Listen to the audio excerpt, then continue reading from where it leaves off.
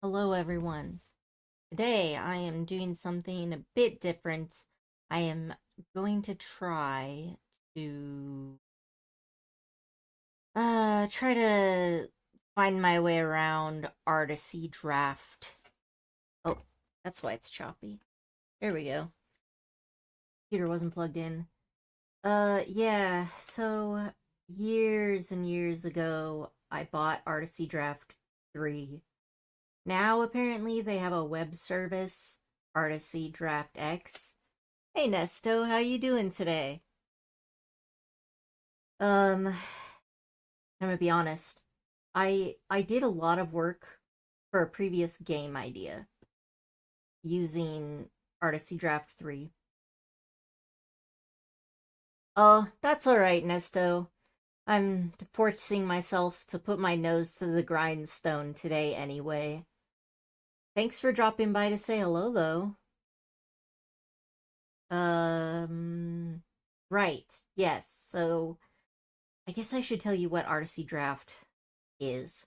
So, Articy Draft is a computer program, like a software that allows you to plan out video games that you're trying to make. So, like, if you have a game that has branching stories, it'll let you do that. The thing that makes it different in some ways is that it's got a lot of ways to plan out your programming structure, and in some cases people can like directly export from Articy Draft into, for example, Unity, and then like the two work together. So it makes the game, it basically makes the communication between the writers and the programmers like very easy. um because the way the program is set up is like with awareness of how programming works. So, yeah. Anyway, I bought this years ago and I figured I should probably learn how to use it at some point. I've done a bit in the past, but not too much. So, I actually started my YouTube channel doing game development stuff instead of like playing video games. But I haven't um well, first I hadn't done much streaming after my Crimson Rue project was put on hold. I still worked on other games for quite a while, but um essentially just the past year or two I was super burnt out on it because I was spending so long doing it, and um I did modding for games for a while. I did worked on my own projects. There were several times where I was trying to work with other people, but I just couldn't get it to work. So, um right now I'm pulling this up. I still keep notes with all of like my game dev ideas, but I haven't forced myself to actually sit down through them. I feel like I need to make some tiny game, maybe like a shitty puzzle game that is just cute and like is small, right? I've mostly worked on really large projects in the past. In college, of course, when I was studying computer science, I did smaller projects, but then I went home and I was like, how many bells and whistles can I put on this new game idea I have? And of course, that's a tale as old as time, right? With like feature creep and devs not knowing how to like contain themselves. I am one of those people. I would never find a small thing that I wanted to do. Um so yeah, I don't know. Today I'm thinking maybe I can kind of mm, maybe I can kind of take a look at this and see what I can do with it. Um okay, so we've got flow, entities, locations. This all feels like a lot. See, every time I open this program, I look at it and I'm like, so much going on. But I mean, you have to be able to get make it do what you want it to do. So, one so I'd been working on a fairly large game that never got its final name, and it was going to be inspired by kind of system novels. It's flow fragment, dialogue fragment. Drag it? Oh, I can. Okay. So it looks like you can drag objects into this, and I think you can connect two of them together. So, the game I was working on before, that honestly I just overwhelmed myself and wasn't sure what the heck to do. But one of the issues is I was having so much inspiration for so many different tiny, nice features and like big features that I'm like, is this really one game? I feel like the ideas I'm coming up with could fit into like five different games. So let me see if I can pull up my note taking app. What is this? Ink. What is this? Inkpad? Inkpad. Notepad, I think. Yeah. So I've got this thing here where I use to store all of my notes. What email did I use to sign up with this?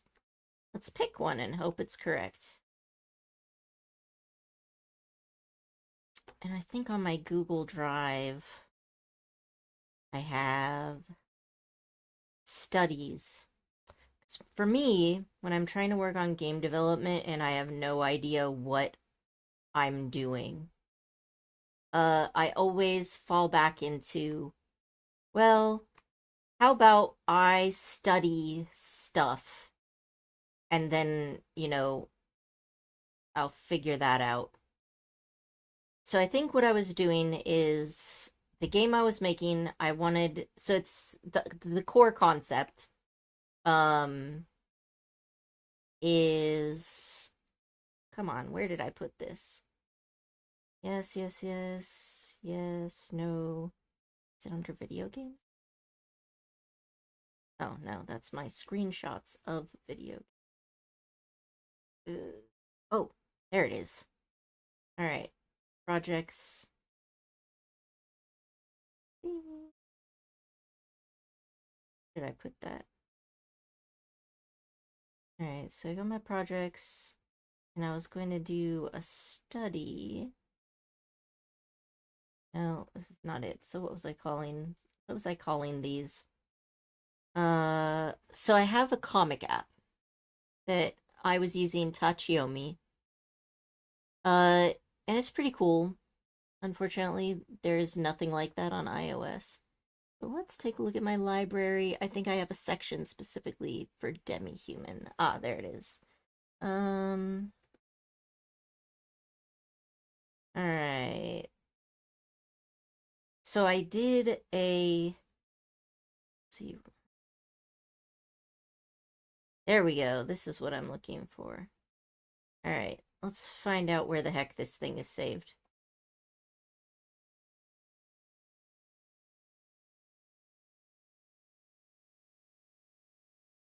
Where is it located? I found the document that I was going for. And what I want to do is find the folder it's in. Okay, so it's under Beastkin World Study. Let's look at Beastkin World Study. All right, perfect. Folder information, show folder location. Oh, okay, so it's just under resources. All right, excellent. Yeah, so I have been studying, all right, so I'm trying to like narrow down what what kind of game I wanted to make. my initial idea for the game was based off of like system novels. So it's a type of Chinese novels. Uh, you could find it on, for example, Novel Updates, right? That's a website that has a lot of novels on there. So system novels are kind of similar to like the Japanese kind of isekai genre, except in isekai, typically a character is they're either transported to another world, and that's what was initially the most popular. So you can think of like Alice in Wonderland is a transported to another world. The 12 Kingdoms is transported to another world. Fushigi Yugi is transported to the another world. Magic Knight's Rayearth transported to another world. So you can see these kinds of what is the other one? Is it called Planetes? Planetes? Something like that. So there's a lot of old sci-fi and fantasy stories that I think I can close out of a lot of. And this one, yeah, I'm gonna share my I'm gonna share my Chrome or my internet browser. Don't mind me, just fumbling with my words today. Because I feel like I'm gonna be using it to do some research, and you guys are gonna get bored just seeing the articy draft. So let's just fix that, shall we? All right, let's learn. I think this is just a screen. Yes. Okay, so uh to start off with, let's go into East. So, yeah, okay. So Inuyasha, right? All right. So transported to another world is like Inuyasha, uh Fushigi Yugi, um Sarah's didn't include another world, right? Yeah, so there's Alice in Wonderland. I want the actual book. What's some other good examples of early isekai? Magic Knight's Rayearth.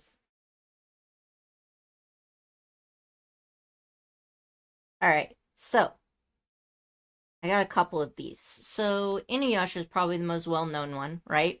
So transported to another world is like the character remains in their own body, but they travel to a foreign world through some type of mechanism, right? So in Inuyasha, there's the Bone Eater's Well that Kagome jumps into, and if she jumps into the well, she can travel between her timeline and the ancient timeline with all of the magical demons and stuff, right? Fushigi Yugi is a very old classic that's about like uh you see a lot these days in all sorts of like stories where like it's a very generic kind of like romance fantasy genre. Um it's set in a generic kind of video game JRPG setting where there's magic and dragons, and the people there are facing some sort of calamity, and they must summon a saintess from another world, right? So Fushigi Yugi is one of the older examples of that, right? So this girl and her best friend are summoned to this other world, and both of them are like priestesses of their respected nation, and they end up going to like basically to war against each other, which is one thing that was pretty unique about this one. Um the 12 Kingdoms. Yeah, the 12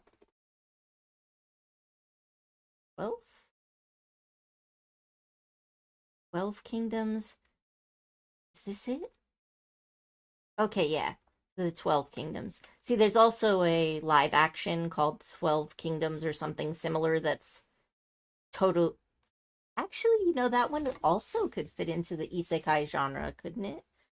12 Kingdoms live action. 12 Kingdoms. Yeah, see? No, no, that's wrong. What was it called? It's not 12 Kingdoms, it's like anyway, there's like a girl and a wolf and it's got fairy tale elements.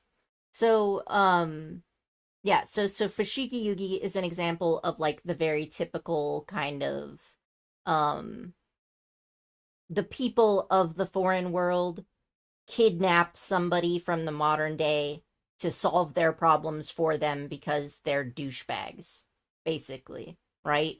And you'll find hundreds, if not thousands, of stories following this exact type of storyline. Whereas older versions like Inuyasha, where somebody is traveling back and forth between two worlds, this one's not as popular recently, right? So Alice in Wonderland could arguably be seen as an example of transported to another world, right? Magic Knight's Rayearth is also transported. The 12 Kingdoms, this one's interesting because she actually was a member of the other kingdom, but they, like, instead of being born in her world, something happened and she instead fell into the modern world. Um, and that gets used a few times, but it's also not super popular. So when we're talking about the isekai as a genre, right? So all of these are like transported to another world, and they're a little bit more rare, except of course the summoned saintess. That one is like a dime a dozen. Okay, so these are transported to another world. Now, the next type is called transmigrated, right? So, transmigrated, villainous. There's like this really popular anime. Let's see, what is it called? What are some good anime where the villainous gets a second chance? No, second chance isn't what we're talking about. Reincarnation. Yes, yes, yes, yes. So this, a lot of these, this is kind of transmigrated. Transmigrated is way more popular than transported, in the modern day. None of these are the ones I want. There's like this one that's a comedy, comedy anime villainous. Okay. Yeah, this one. My next life as a villainess, all routes lead to doom. All right. This one is pretty fun. The main character is real dumb. That's where most of the comedy comes from. Like, if you ever seen a harem protagonist that just doesn't get signals that somebody's hitting on them, this is that harem protagonist. So this is another kind of very popular new genre, transmigrated. So transmigration is nice because one of the main drawbacks for the older kind of transported to another world. So one of the bonuses is the main character is from our world. So there's an excuse for the story to give lots of exposition, and there's also this kind of interesting play at like oh, Uncle in Another World, from Another World is another example of transported, right? So that's obviously not the uncle. So that is not what I wanted to do. I didn't even know it could do that. Okay. So these stories are nice because there's a modern person as the protagonist. Because they're from another world and everyone knows that they're from another world, it allows the author to give a lot of exposition on, like, the world building, right? Like, if you're doing a story set in a world, you have to kind of toe the line about how much world building you want to go into and when. But if you have a protagonist that knows nothing about the world, it's a lot easier to do that.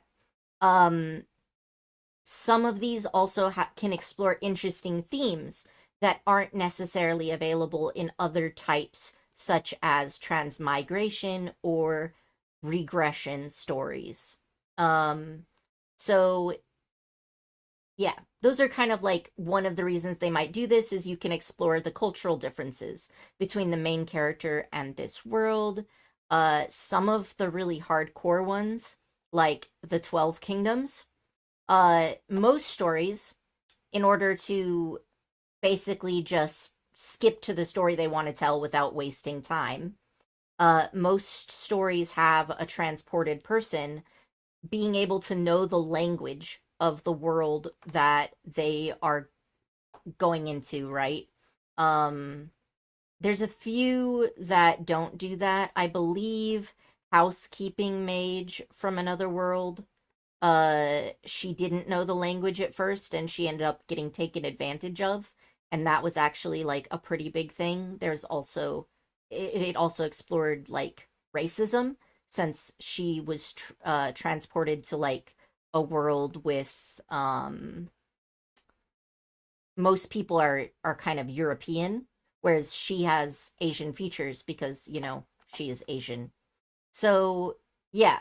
Anyway, those are kind of like the types of stuff you'll find in Transported. And some of the reasons why people would choose Transported, right? Now, Transmigrated is kind of the level up from that because it allows the writer to be even lazier, right? So the main character ends up in another world, but they didn't like, they're in another world because of some random thing, like maybe they just got hit by truck coon, or you know, they died and then they just woke up again and they're like, what the heck? The important thing is that they end up in another world, but they do not have their original body. They have the body of someone who has been in that world from birth, typically, right? So everybody thinks they're this other person. They look like that other person. Usually they also receive memories from the other person. Um, Sometimes they don't, and then they're in a little bit of a more difficult situation where they have to explain why their personality is totally different or why they don't know anybody. If they don't get memories, it's actually more often that the character will claim to have amnesia. But of course that's risky because if you're in a dangerous setting and you have amnesia, that kind of puts a target on your back. Although stories that use amnesia generally just hand wave that. So when a character is transmigrated, it makes it even lazier because you can. Hey, Astrid. Oh, no worries. Thanks for dropping by. Uh, yeah, so anyway. Um, oh, good luck with exams. Yeah, I just started rambling, but then I was like, you know what? I'm already into it. I might as well finish. So, transmigrated allows the character to basically fit into their new world and already have a place. They already have all the people that they need to be there. Um, oh, transported to another world could also include, for example, Genshin Impact. Uh, yeah. Anyway, so yeah, transmigrated allows you to be really lazy. Also, with transported, usually there's only two things that can happen with a transported individual. Either they have very special, unique magic of like the Saintess or whatever, because they're the hero that's going to save the world, or they have no magic at all. And if they have no magic at all, they might even be like allergic to magic or something.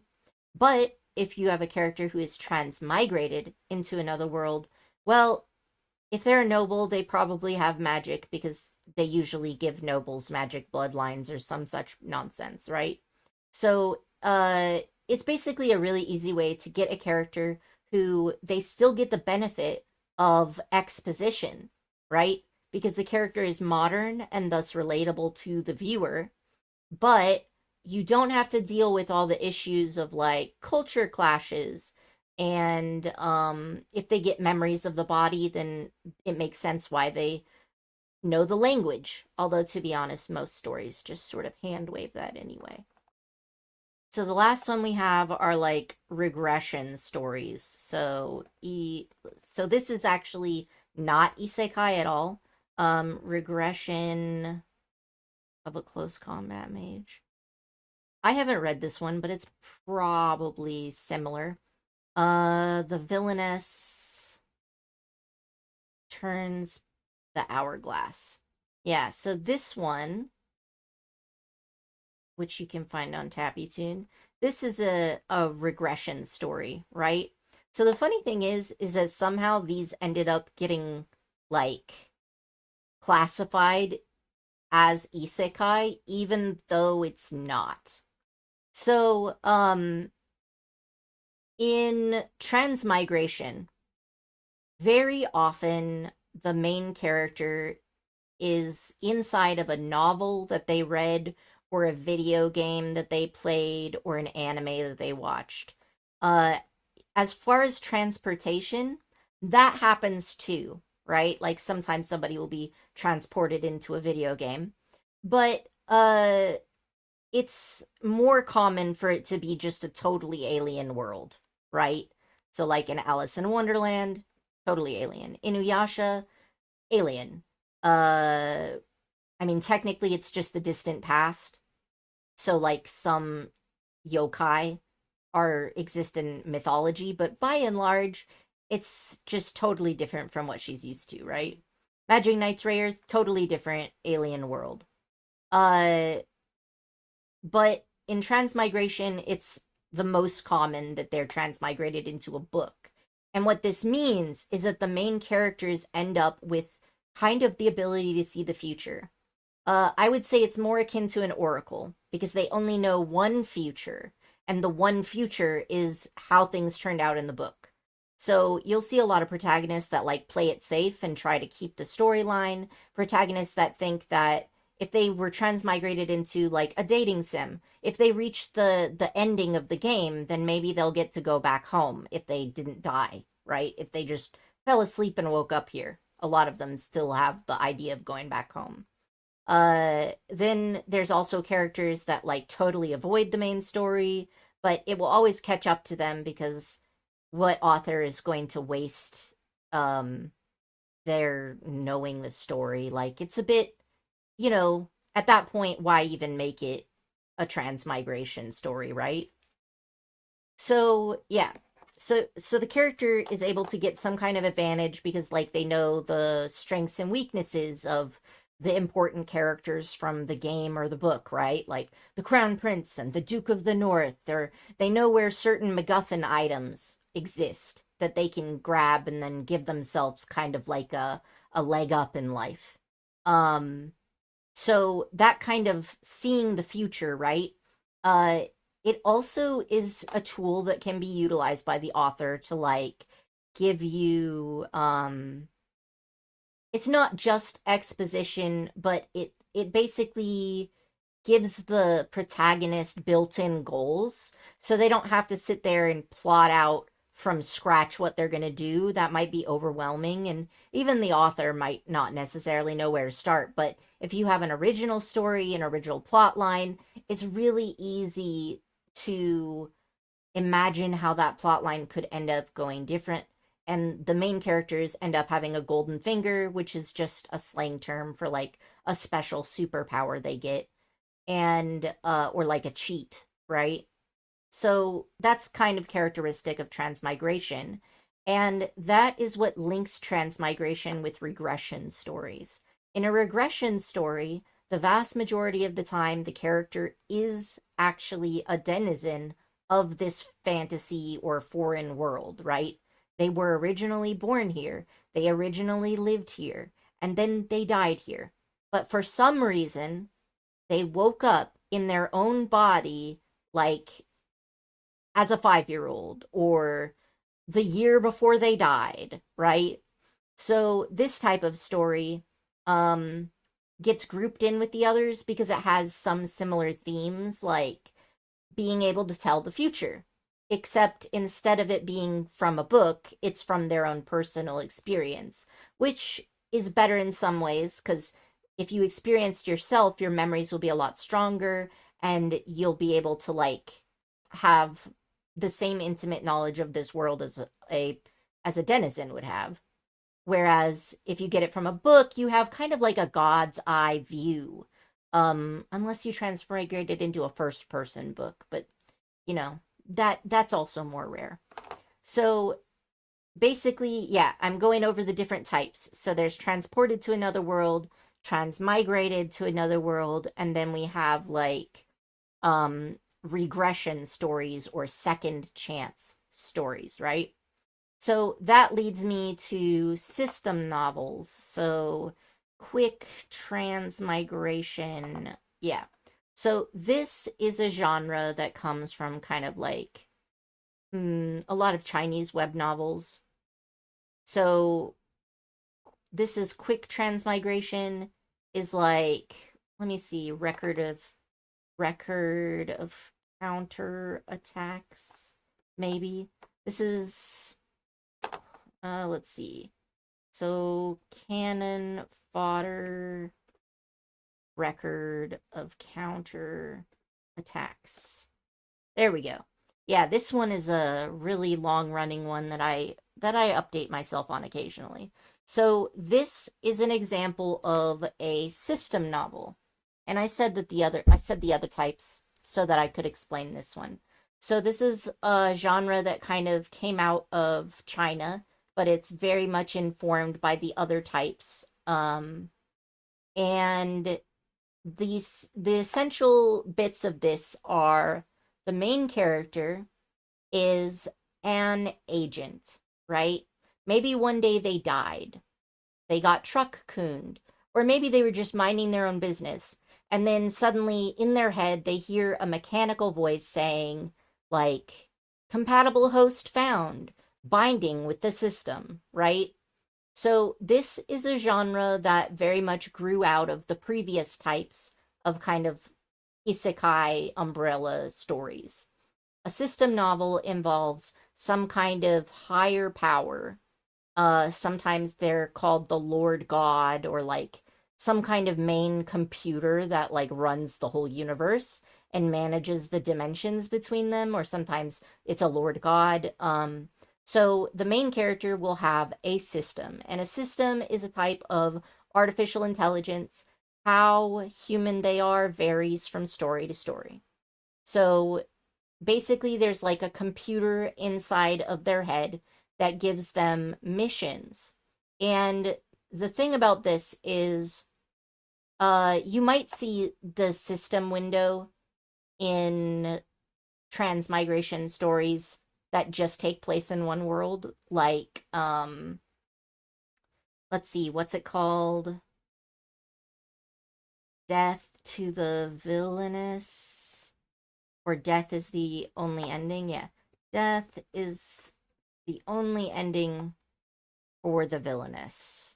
I don't want spoilers. I just want this. Yes. So let's see. Can I find? Let's try novel updates. Okay. So death is the only ending for the villainous. Has a system window. The main character gets quests and they're supposed to be acting like a villainess. You'll see the system window quite commonly in transmigration, actually. Now, just because there's a system window doesn't mean it's a system novel. A system novel is specifically somebody who has a system, but the key point is they travel from world to world. And in each world, they will take over the body or possess or wear the identity of a character from that world. Sometimes they take over the main characters, sometimes they do the villains, sometimes they do the cannon fodders, but this person has a job, and the reason behind their job varies. It could be that by transmigrating into a cannon fodder and then destroying the original plot and replacing the main character, you are able to harvest all of the luck and fortune energy, which then feeds the god computer, right? So maybe your job is basically like universal energy repo person.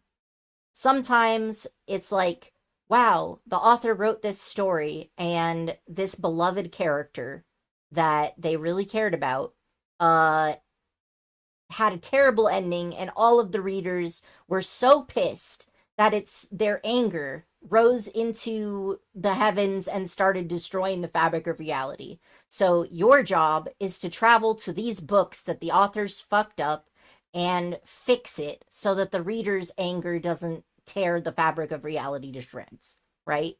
So there can be like a whole variety of reasons why they might do this. Maybe there's a cute little mascot animal and it's like, I'm an interdimensional beast. I'm going to be your system. You do these things and help me gain energy and I'll help you break out of this world, right? So what makes a system novel different from like a transmigration novel is the fact that they basically travel from world to world to world to world to world, right? So in Death is the only ending for the villainous. There's system windows and that kind of stuff, but uh it's one world from beginning to end. In a system novel, the whole point is that the same character goes to various different worlds, right? So usually they like this thing has like thousands of chapters, but each world might only be, depending on the book, 10 chapters or 30 chapters, right? So there's just tons and tons and tons of different places they can go. Uh yeah, and then another aspect of that is usually like the main character has the ability to become more powerful the more worlds they go through, right? So let's say they get points for completing quests. They can spend those points for items from the system store, or they can use those points to improve their stats, or maybe it has nothing to do with points. Maybe they go into one world and they possess the body of a general. They are forced to do the general's job. They get the general's memory, and they gain the ability of leadership, right? So sometimes they pick up a huge amount of skills because they learn something new in each world. And so, like, by the end of the series, this person is like crazy good at all sorts of different things, or at the very least, jack of all trades. So, I went off on that big, long, random tangent to say this is why I have been stuck with my game development, because I wanted to make a video game that was about that was basically like a system novel, right? You are the protagonist and you jump around from world to world doing quests. However, feature creep is terrible, and it's really easy to get overwhelmed with such a broad scope. Making just one world is hard enough, let alone several. So I basically had to think to myself, okay, I have all these ideas for this game, but I think that there's just too many of them, right? I have way too many ideas. Um and because of that, I just get stuck. I'm hoping that I'll be able to narrow it down. And so one of the things I was like, okay, so let's say I want to have this world, I want the player to have kind of the flavor of going to different worlds, but I don't want to overwhelm myself. So I was like, okay, let's just have three different worlds, but I'm just going to start with one. So my thought was, I want to kind of give each world their own thing, but I also want to have each world have its own kind of timelines, right? So they each should have like some kind of unique aspects, but yeah. Anyway, so I decided to start from the earliest technology because making a wilderness will surely be a lot easier than just making a whole city, right? Ha ha ha ha ha. That's what I thought until I spent like most of 4 years researching ecology and tectonic plates and all this stuff. I don't need to do any of these things. But my brain is like, no, you have to do it right, right? So, anyway, I was like, all right, I'm going to start with a wilderness. And then I thought, okay, what genres of stories take place in kind of like a tribal, primeval society? And the answer is pretty much only one, and that is beastkin worlds. So these are worlds with people who have animal ears and tails. And this is also a setting that is common in Chinese stories. So let me think. What's some Beastman world stories um to give as examples? I know several comics. So let me pull up my comic app again. Yeah. So several of them are Gentle Beast from Novel Updates. Anybody who's looking at this, just a heads up, this one is one of the darker ones. It was very interesting though. But yeah, very dark. So this is a transported to another world, a girl who ended up in actually pretty much all of these, well, not all of them, but most of them are transported. So, Beastman Worlds is a Chinese genre where there is extremely low technology. It's basically tribal. You're lucky if they know how to preserve food in any way, right? If you're unlucky, it's a world where everyone just freaking starves to death. So the reason why I'm doing this is because I want to select common common reuse story plot lines and then let the player go in and just fuck them up essentially, right? So also I just really like learning about primitive technology. It's just fun. Like I've seen a lot of really cool stuff and it would be nice if I could put that into a game. So Gentle Beast is an example of these types of stories.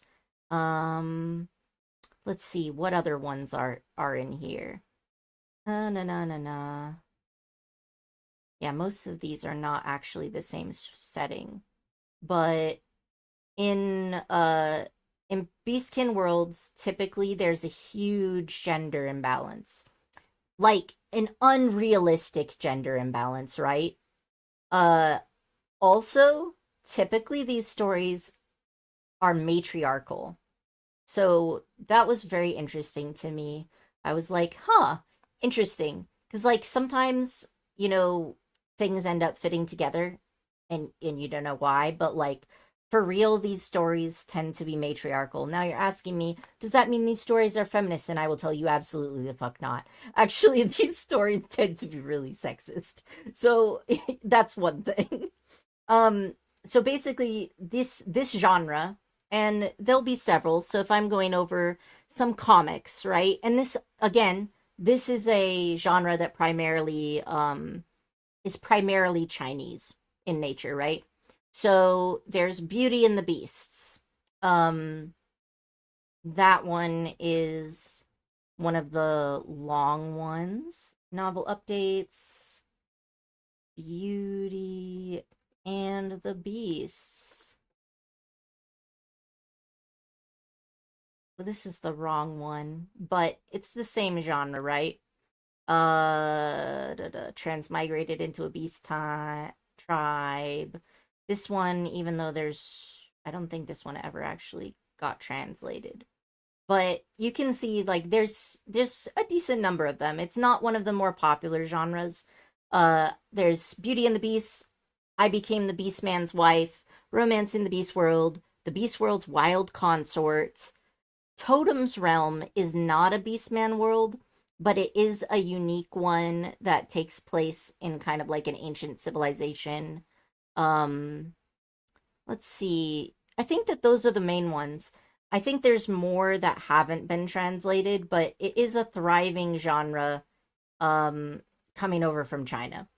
So I wanted to pick something that's been done a lot so that I can then subvert those tropes.